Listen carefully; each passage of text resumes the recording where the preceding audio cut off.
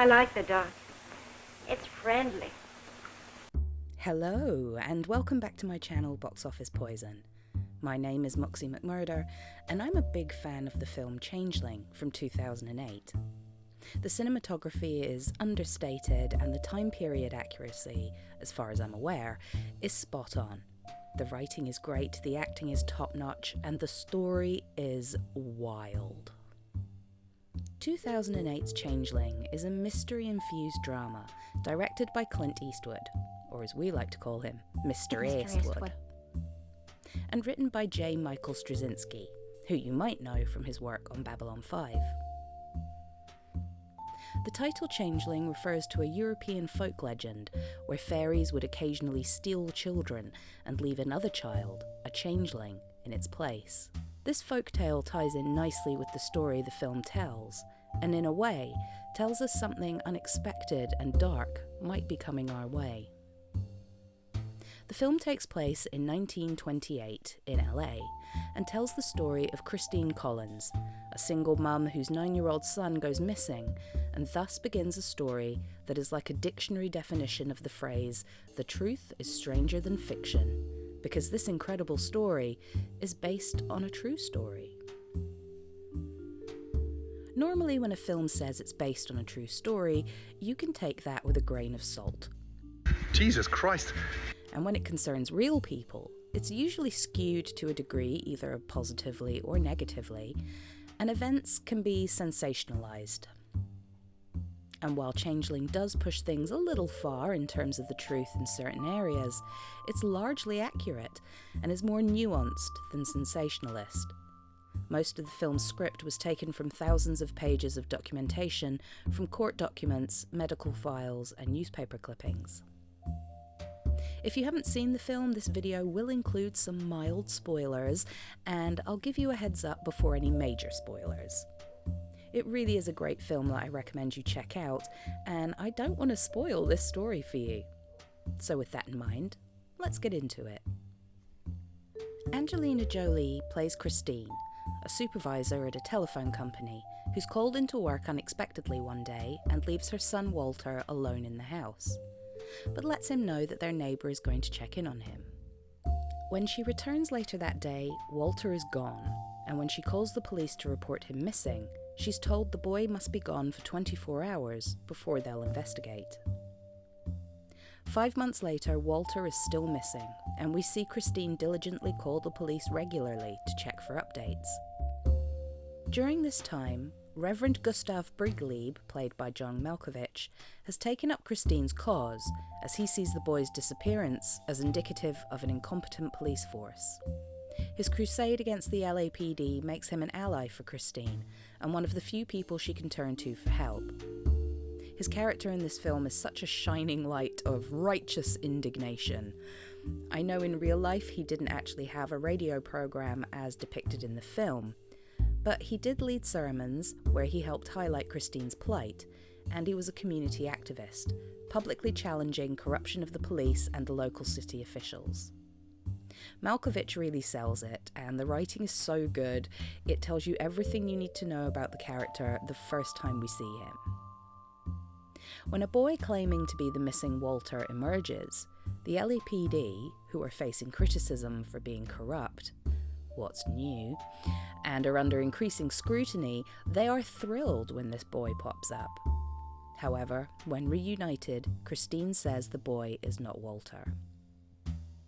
Police Captain J.J. Jones dismisses her claims that the boy isn't Walter, and actually guilts her into taking care of the boy, saying he has nowhere to go, and why not try living with him for a couple of weeks, see if she changes her mind. This is when Angelina Jolie gets to flex. I feel like she does her best work in films like these, and not the mindless action flicks she's become known for. Before this point in the film, she portrays a mother going through the unimaginable, but it's her fierce commitment to her truth that the boy is not Walter that gives her some of the best moments in the film. Christine knows in her heart that this stranger is not her son, and when she sees that he's circumcised, she sees it as proof that he's not Walter, as he wasn't circumcised.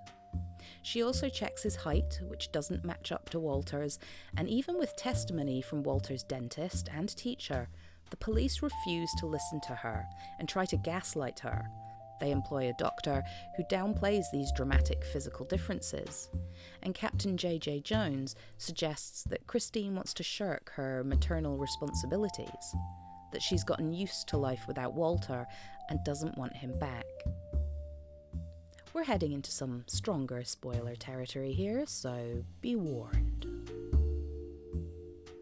Undeterred, Christine insists that the boy is not Walter, and Captain J.J. Jones pulls the ultimate dick move and has her admitted to an asylum.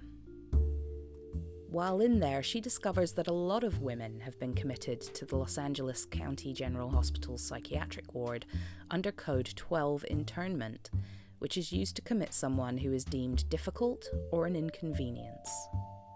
You definitely get the impression that if Christine had had a husband by her side during this whole ordeal, things would have gone differently.